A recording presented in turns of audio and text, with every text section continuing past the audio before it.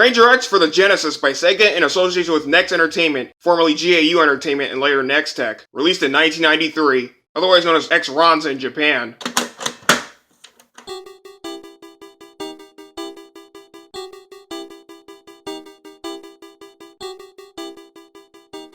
As always, prior to starting the review, I'd like to give a shout out to Max Clark and Malden. Onto the plotline, an intense war is broken out between the homeworld tribes, except for Tribe Tech, and the Edge Zone terrorist coalition of planets, namely the Rahuna forces, the latter of whose assault was brought upon the Free Galactic Systems Council, or GSC for short, on behalf of the former. To top it all off, the relentless Rahuna are destined as all hell to not only perform their fail-safe coup d'etat and bring said council under their unrelenting regime, but to ensure that their highest power surpasses and trumps those of other creeds, nations, adversaries, ad infinitum, ad fucking nauseum. Mindless ranting and raving aside, upon the Rahuna's refusal to enter into the Pan-GS Non-Aggression Treaty, code YH411, galactic date 97340, Tribe Tech and the Council's only hope for their safety and welfare lies within their newly engineered exoskeleton combat unit, piloted by a lone willing flesh and blood human no less, bearing the title code name.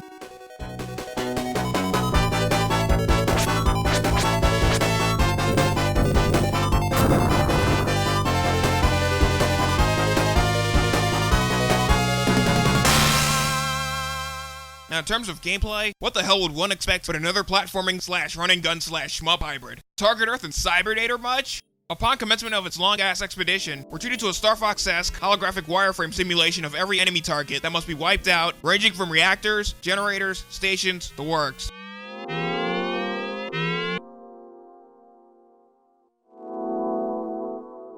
And eventually thrown right into the high-tech crusade, exterminating not only any simpler to more volatile droids, but also said targets in question, indicated at the top via both the radar scanner and counter.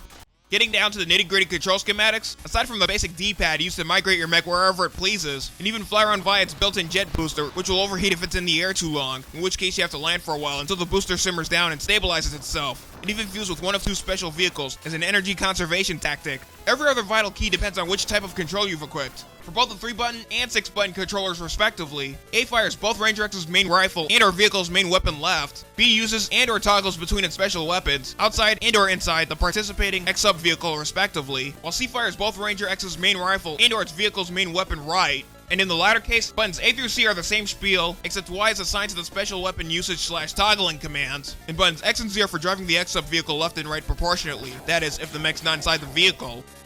In each mission, your main suit is coupled with its X-Sub vehicle. In the case of the first two, a turbo bike that fires off a pulse rifle volley, namely the Indra. Masked Rider, Shotaro Kaneda, and Wyatt aka Captain America from Easy Rider, move over. And later a semi-controllable aerial unit, EOS. Both can be controlled to moderate and near stagnant degrees respectively, and can yet again be utilized in terms of conserving Ranger X's energy.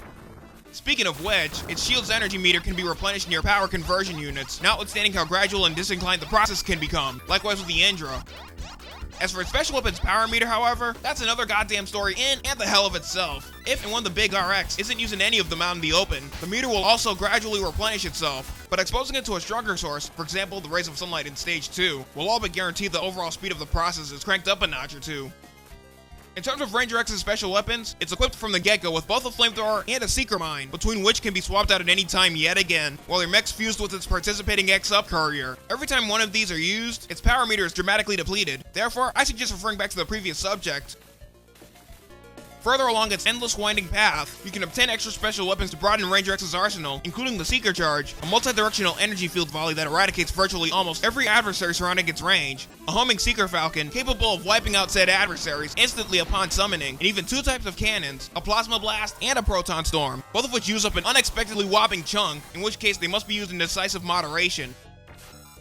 Concerning this game's operation outline, you're tasked with taking out each and every reactor, station, and or generator throughout, as mentioned previously, while 86ing the crap out of every adversary and or opposing weapon unit in your way, hence Phase 1. In the introductory aforementioned Tribe Tech Ruins area, an underground passageway with slugs, boulders, and those miraculous sunlight rays, a lush wilderness area, and finally a massive as fuck tower at night, and the Rahuna Forces HQ. Following the first objective, a boss confrontation thus ensues, ranging from resilient-ass enemy mechs, aircrafts, bizarre as hell creatures, and the whole fucking nine. In which case, yep, you guessed it, its ass must be annihilated by any means the fuck necessary while relying on your top-notch survival tactics. And then it's the traditional rinse, lather, repeat, but with a shred or two of diversity thrown in. In tandem with said boss confrontations, the process of getting to them unscathed, or otherwise, minus the time limit, is where the next cut and dried subject comes into play. Regardless of which controller type you've got jacked in beforehand, the long-term control schematics, not only migrating your mech and its supporting vehicle and carrying out the necessary offensive approaches, but also maintaining a steady attrition habit in terms of its limited as shit hovering capabilities, not to mention taking its overall physics semblance into account, can take an immense deal of time and perseverance to get used to, but all in all, aren't much of a tortuous, inclement burden whatsoever, and neither is the distinct gameplay procedure. All balls no. In terms of Ranger X's challenge, as ever, not to sound redundant or dull in any form, you know, the usual broken record attitude. Every key gameplay element I've discussed so far pretty much ties in with said department, so do yourselves a humble favor and refer the hell back. Like with every other underrated and or popular running gun, shmup, platformer, etc., or in this case, a hybrid of the aforementioned, that I've covered in the past, the traditional steady milk run from the get-go, but easier said than fucking done midway through, difficulty curve applies here. In addition to wiping out every key target, most of the opposing adversaries, end bosses, and environmental hazards throughout will definitely bestow upon you 30 billion death warrant signages and counting.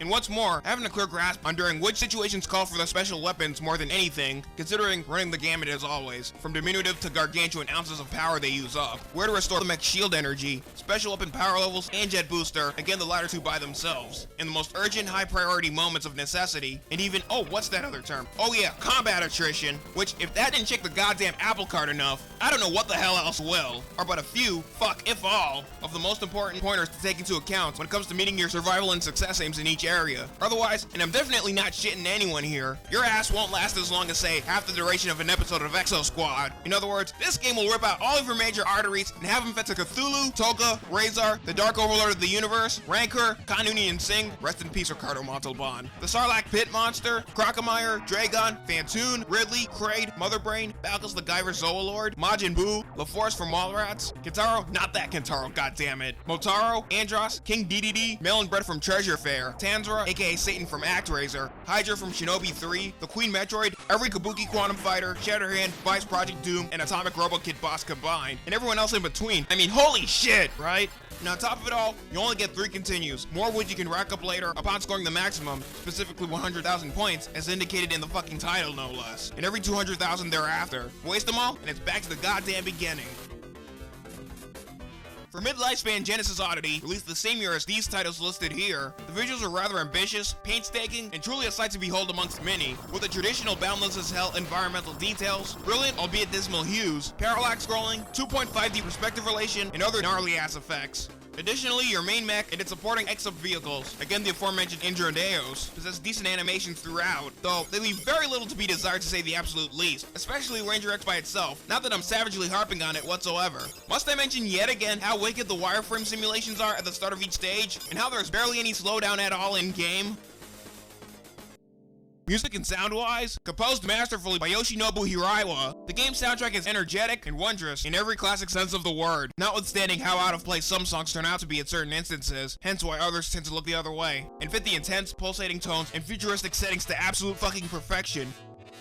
The sound effects, however, drastically engineered by Noriyuki Iwadare no less, are hodgepodge, running the gamut from appropriate, high-fidelity, explosive overtones to the twangy-ass E-rapey, get it the hell out of my subconscious forever types. My top 6 from this game alone are as follows. Stage 1, Area A, the introductory mission objective, the boss theme for the first 2 stages, except for all the rest. Stage 2, Areas A and B, and Stage 4, Area A.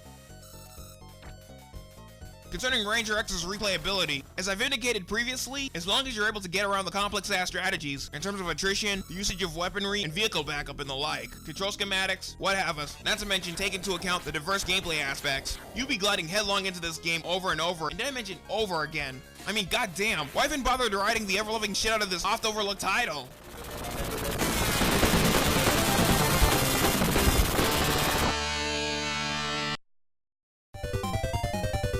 Therefore, my final verdict on Ranger X, in spite of the lack of advertisements back when this game was all the rage, in comparison to other titles, and the critical, heartless tarring and feathering it's been receiving over the years, hopefully I'm speaking predominantly for the retro masses the world over, it's still an all-around genuine spot-hitting mech run-and-gun shmup platformer hybrid of a title, trumping even Target Earth and Cybernator any day, if not by much. What the hell are you waiting for? The release of a Pacific Rim sequel? Seek this game out like a Red Bull car. I assure you, trust me, there won't be so much as a slight iota of regret or lament in undertaking said goal. And should I happen to find myself unable to get to my next 2 reviews, happy holidays and a kick-ass new year. Until then, this is the Hardcore Retro God proudly signing off.